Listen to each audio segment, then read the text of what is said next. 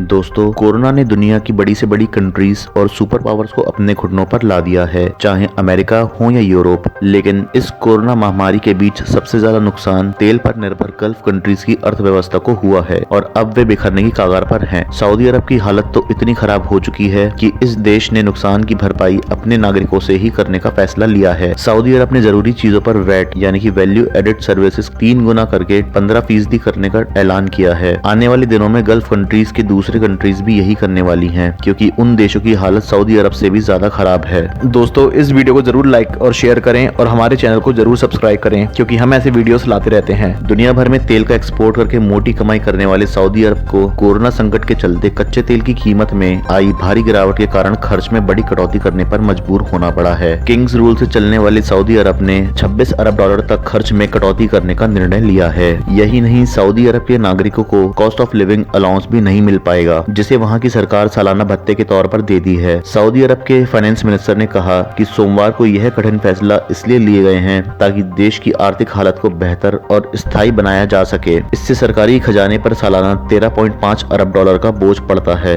बता दें कि ब्रेंट क्रूड तेल का भाव इस समय $30 प्रति बैरल के आसपास चल रहा है। सऊदी अरब मोटे तौर पर कच्चे तेल पर ही निर्भर रहा है, लेकिन क्रूड ऑयल में बड़ी गिरावट के चलते कोरोना के संकट में सऊदी अरब की मुसीबतें बढ़ गई हैं। इसके अलावा इस गल्फ कंट्री को मक्का और मदीना में श्रद्धालुओं के आने पर रोक लगाने से दुगना झटका लगा है और वहां भी रेवेन्यू नहीं आ रहा है। एक रिपोर्ट के अनुसार सऊदी अरब सरकार के राज में बीते साल की पहले क्वार्टर के मुकाबले 2020 में 22% की गिरावट देखने को मिली है। गवर्नमेंट का बजट लॉस अब 9 अरब डॉलर के पार पहुंच चुका है। पिछले साल की पहली तिमाही के मुकाबले कच्चे तेल की बिक्री से आने वाले रेवेन्यू में 24% तक की कमी देखने को मिली है। कोरोना वायरस के प्रकोप और तेल की कीमतों में गिरावट के बाद सऊदी के रूलर्स का पूरा गणित बिगड़ चुका है। कुछ दिनों पहले ही सऊदी के प्रिंस मोहम्मद बिन सलमान अल सऊद ने सरकार को गैर आवश्यक खर्च में कटौती करने के आदेश दिए थे। यानी अब सऊदी ने खर्च में कटौती तो शुरू कर दी है, लेकिन घाटे को बराबर करने के लिए टैक्स को बढ़ाकर अपने ही नागरिकों के लिए मुश्किलें खड़ी कर दी हैं। ऐसा लगता है कि तेल पर निर्भर इस देश की अर्थव्यवस्था कुछ ही दिनों में ताश के पत्तों की तरह बिखरने वाली है। सऊदी अरब की अर्थव्यवस्था इस हालत के बाद दुनिया के कोने कोने में फैल रहे वहाबी कट्टरवाद पर भी लगाम लगा सकता है, क्योंकि लगभग सभी मुसलमान मिशनरी को सऊदी अरब से फंड मिलता था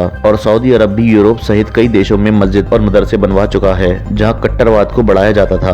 अब इस तरह से सऊदी अरब के अपने खर्चों में कटौती करने से पाकिस्तान और बांग्लादेश जैसे देशों में सऊदी अरब के रुपए पर होने वाले इस्लामिक सेमिनार की संख्या में भी गिरावट आएगी। इससे सऊदी के दूसरे इस्लामिक कंट्रीज पर से रुतबा भी कम होगा। कुल मिलाकर देखा जाए तो कोरोना सऊदी अरब जैसे तेल पर निर्भर देशों के लिए दोहरी मार लेकर आया है। तेल की कीमत तो घट ही रही थी, साथ में कोरोना की वजह से लगाए गए लॉकडाउन ने अर्थव्यवस्था को घाटे में पहुंचा दिया है। इसका खामियाजा अब नागरिकों को टैक्स के रूप में चुकाना पड़ रहा है। कोरोना ने आज ऐसी स्थिति पैदा कर दी है कि सऊदी अरब एक सामान्य इस्लामिक देश बनने की राह पर है, जहां से वापस लौटना मुश्किल होगा। फाइनेंस मिनिस्टर के अनुसार 26 अरब डॉलर के खर्च कटौतियों में सरकारी एजेंसियों के कुछ कैपिटल और ऑपरेशंस के खर्च को कम करना शामिल है। इसके अलावा सरकार जून से शुरू स्टैंडर्ड लिविंग अलाउंस बंद करेगी। इससे सरकारी खजाने पर सालाना 13.5 अरब डॉलर का बोझ पड़ता है। आपकी क्या राय है, हमें कमेंट सेक्शन में जरूर बताएं और अगर आपने हमारा चैनल सब्सक्राइब नहीं किया है तो जरूर सब्सक्राइब करें। Thank you.